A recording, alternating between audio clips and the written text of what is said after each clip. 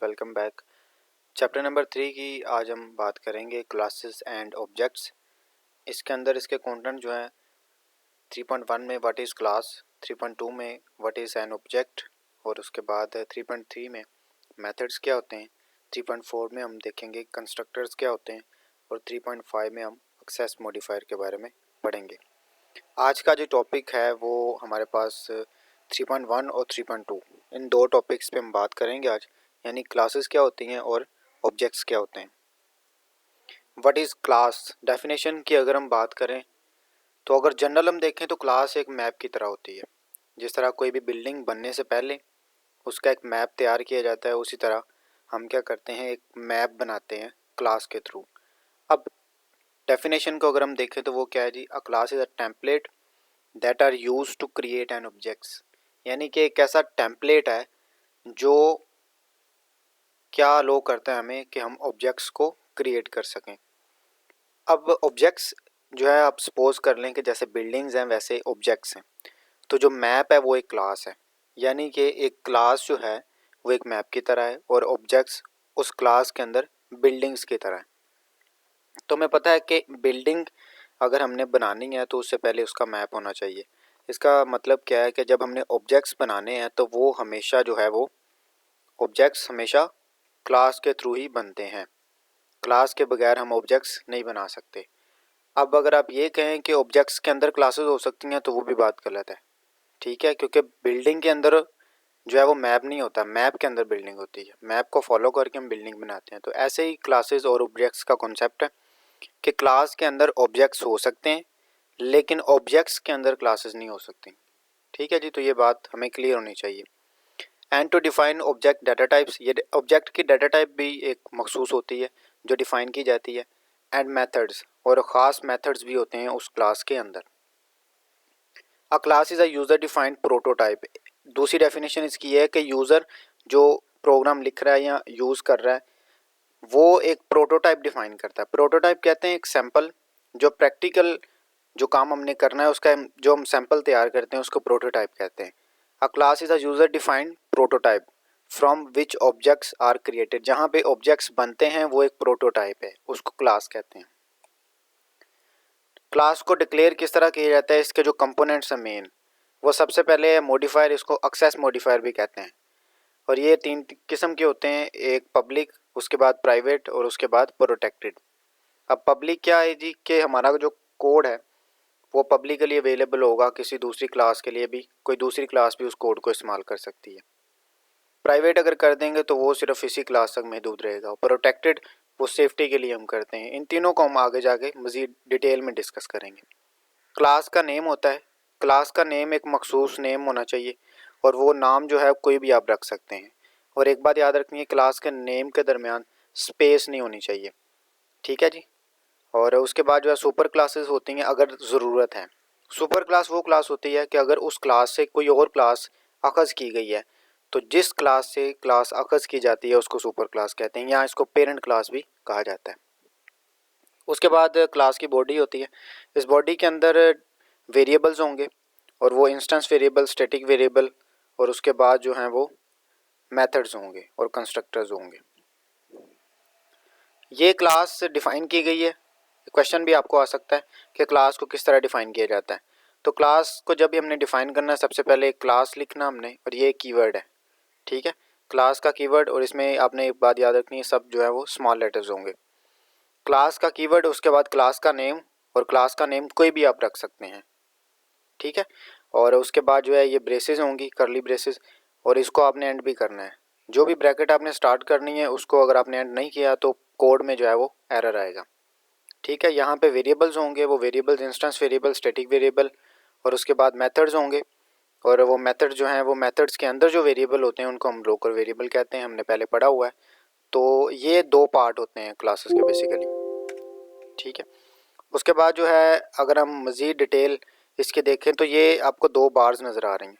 ये बार हमें ये बता रही हैं कि यहाँ पे इस बार के बाद जो भी हमारे पास लिखा होगा वो कमेंट्स में आएगा, यानी कि वो प्रोग्राम के अंदर शो नहीं होगा। उसके बाद जो है मेथड्स है, इससे पहले भी दो बार्स हैं, तो जावा के अंदर जब हम 2 बार्स यूज़ करेंगे तो उसके बाद जो भी हम लिखेंगे वो कमेंट्स में आ जाएगा, यानी कोड का हिस्सा नहीं होगा, जस्ट वो इंस्ट्रक्शन पास करने के लिए हम लिखते हैं। जैसे यहाँ पे मैंने लिखा है कि 2 बार्स हैं, उसके बाद क्लास लिखी हुई है कि मुझे पता चल रहा है कि यहाँ पे क्लास जो है वो एंड हो गई है। ये एक हमारे पास सैंपल है क्लास का। ये क्लास है लैंप, इसका एल बड़ा होना चाहिए, ये बात आपने याद रखनी है, थोड़ी मिस्टेक है क्योंकि स्टैंडर्ड ये लिखा जाता है क्लास का नेम हमने जब भी डिफाइन करना है तो वो कैपिटल से स्टार्ट होना चाहिए। ये क्लास यहाँ से स्टार्ट हो रही है, ये उसकी ब्रेसेस है और ये यहाँ पे क्लास एंड हो रही है और उसके दरमियान ये सारी क्लास की बॉडी है, ठीक है। और उसके अंदर हम देखते हैं कि प्राइवेट बुलियन एक वेरिएबल है और डाटा टाइप के साथ इस ऑन जो है वो वेरिएबल है और ये प्राइवेट है, ठीक है। इसको इंस्टेंस वेरिएबल भी कहते हैं क्योंकि ये क्लास के बाद डिफाइन हुआ है। और उसके बाद मेथड्स हैं। एक मेथड है public void turn on. Public क्या है, ये पब्लिकली अवेलेबल होगा। वॉइड एक रिटर्निंग टाइप होती है, इसको डिटेल में पढ़ेंगे आगे जाके, लेकिन जो है वो अभी के लिए मैं आपको बता दूं कि वॉइड रिटर्न टाइप होती है कि ये मेथड कुछ रिटर्न करेगा या नहीं करेगा। अगर वॉइड लिखा हुआ है तो ये कुछ रिटर्न नहीं करेगा, लेकिन अगर यहाँ पे कोई डाटा टाइप हो मखसूस तो वो मेथड उस डाटा टाइप की वैल्यू को रिटर्न कर देगा। फॉर एग्जांपल अगर इंटीजर यहाँ पे लिखा हुआ है इंट, तो वो यहाँ से इंट की वैल्यू रिटर्न करेगा। अगर इधर बूलियन होता तो वो बूलियन रिटर्न करता, ठीक है। तो अगर वॉइड लिखा है तो वो कोई मेथड कुछ भी रिटर्न नहीं कर रहा। टर्न ऑन का ये मेथड है, मेथड का नाम भी हम कोई भी रख सकते हैं और यहाँ से ये मेथड स्टार्ट हो रहा है और यहाँ से एंड हो रहा है। और इस ऑन का जो वेरिएबल है उसने क्या किया, इसमें उठा के सारी वैल्यू रख दी है। यहाँ पे हमने क्या किया, सिर्फ वेरिएबल को डिक्लेयर किया, उसको इनिशियलाइज नहीं किया।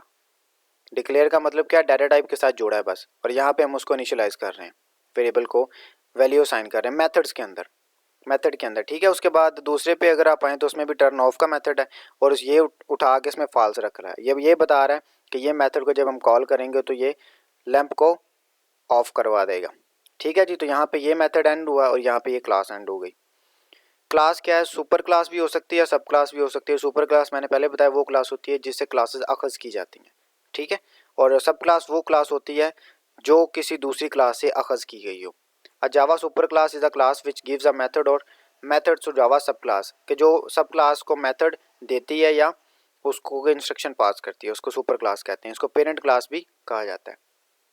उसके बाद सब क्लास कौन सी होती है, Java class a class that is drive from another class, एक ऐसी क्लास जो किसी दूसरी क्लास से अखज़ की गई है, उसको हम सब क्लास कहते हैं। इसको एक्सटेंडेड या चाइल्ड क्लास भी कहा जाता है। ये इसकी एग्जांपल है, ये सुपर क्लास है जो कि एनिमल के नाम से है। इसका मेथड ईट और स्लीप है। ये डॉग की क्लास इससे ड्राइव की गई हुई है और ये सब क्लास है, ठीक है, क्योंकि डॉग इज़ एनिमल, ये हमें पता है। तो डॉग की क्लास एनिमल से निकली है, इस वजह से ये सब क्लास है और इसके अंदर एक ही मेथड बार्क का मेथड है। ऑब्जेक्ट क्या है, जो ऑब्जेक्ट की 3 प्रॉपर्टीज़ हैं। डेफिनेशन अगर हम देखें तो क्या है, बेसिक यूनिट है प्रोग्रामिंग लैंग्वेज का। ऑब्जेक्ट ओरिएंटेड प्रोग्रामिंग लैंग्वेज का बेसिक बुनियादी यूनिट है जो कि रियल लाइफ एंटिटीज़ को शो करता है, ठीक है। और ऑब्जेक्ट्स हम पहले भी पढ़ चुके हैं कि मैप के अंदर ऑब्जेक्ट्स बनते हैं, क्लास के अंदर ऑब्जेक्ट्स बनते हैं। इसमें 3 चीज़ें होती हैं, उसकी स्टेट, उसका बिहेवियर और उसकी आइडेंटिटी। स्टेट में क्या आएगा, स्टेट में उसके एट्रीब्यूट्स होंगे, उसके वेरिएबल्स होंगे, यानी कि उसका कलर क्या है, ठीक है, उसकी ब्रीड क्या है और उसका जो है वो साइज़ क्या है, उसकी एज क्या है। तो ये सारी चीज़ें स्टेट में आएंगी। और उसके बाद बिहेवियर में क्या होगा, उसके मेथड्स होंगे, उसके कंस्ट्रक्टर्स होंगे, ठीक है। और यानी वो करेगा क्या, जो भी ऑब्जेक्ट होगा। उसके बाद आइडेंटिटी है, उसका नाम आएगा क्योंकि हर एक ऑब्जेक्ट का एक मखसूस नाम होता है। ये अगर आप एग्जांपल देखें तो इसमें आइडेंटिटी है, identity name of dog, dog का नेम होगा तो वो उसकी आइडेंटिटी होगी। उसकी ब्रीड क्या है, उसकी एज क्या है और उसका कलर क्या है, ये उसके एट्रीब्यूट्स होंगे। और ये सारे वेरिएबल्स होंगे मखसूस डाटा टाइप्स के साथ। और उसके बाद बिहेवियर में बार्किंग, स्लीपिंग एंड ईटिंग, ये उसके मेथड्स होंगे। अगर आप इसको देखें तो ये भी हमें यही बता रहा है, डॉग की क्लास है और उसके अंदर 4 ऑब्जेक्ट्स हैं, D1, D2, D3 और D4। और ये चारों के चारों जो हैं वो इन सारी चीज़ों पे मुश्तमिल हैं, लेकिन हर एक की ब्रीड, एज और कलर डिफरेंट होगा क्योंकि डिफरेंट नस्ल से ताल्लुक़ रखते होंगे और डिफरेंट एज हो सकती है, डिफरेंट कलर भी हो सकता है। बार्किंग, स्लीपिंग और ईटिंग, ये तीनों इनके मेथड्स हैं। तो ये ऑब्जेक्ट्स एक दूसरे के साथ इंटरेक्ट करेंगे। सो नेक्स्ट लेक्चर में इंशाल्लाह मुलाकात होगी, तब तक के लिए जो है वो अल्लाह हाफिज़।